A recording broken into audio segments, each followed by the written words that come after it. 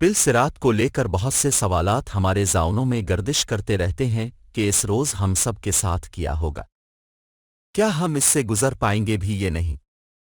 پل صراط ہوگی کیسی؟ یہ مرحلہ گزرے گا کیسے؟ اور اس جیسے ڈھیروں سوال جن کا جواب جاننا ہر مسلمان کے لیے ضروری ہے۔ تو ہم کوشش کریں گے کہ آج ہم آپ کو پل صراط سے متعلق مکمل تفصیل سمجھا سکیں۔ دوستو، پل صراط کا معاملہ بڑا ہی تشویشناک ہے، جو بال سے زیادہ باریک اور تلوار کی دھار سے زیادہ تیز ہے، جو کہ جہنم کی پشت پر رکھا ہوا ہوگا۔ یہ سخت تشویشناک مرحلہ ہوگا، ہر ایک انسان کو اس پر سے گزرنا پڑے گا۔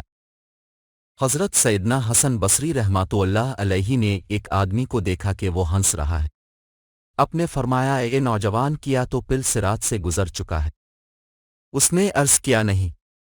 اپنے پھر فرمایا، کیا تو یہ جانتا ہے کہ تو جنت میں جائے گا یا پھر دوزخ میں؟ اس نے عرض کی کہ نہیں۔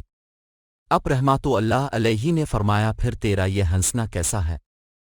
یعنی جب ایسی مشکلات تیرے سامنے ہیں اور تجھے اپنی نجات کا علم بھی نہیں، تو پھر تو کس خوشی میں ہنستا ہے؟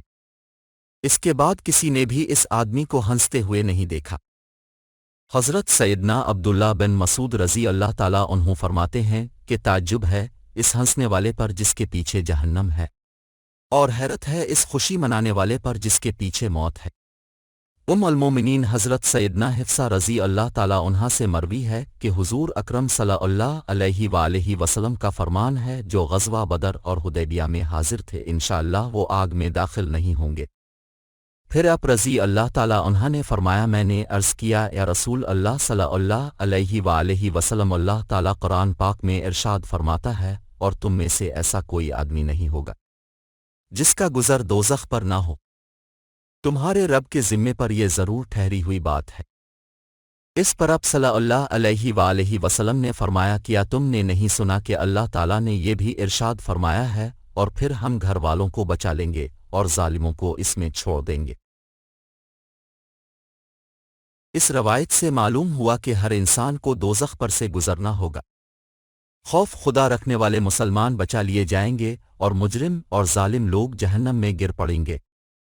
چنانچہ حضرت سیدنا عبداللہ بن رویحہ رضی اللہ تعالیٰ عنہ کو ایک بار روتے دیکھ کر ان کی زوجہ محترمہ نے عرض کیا، آپ کو کس بات نے رلایا ہے؟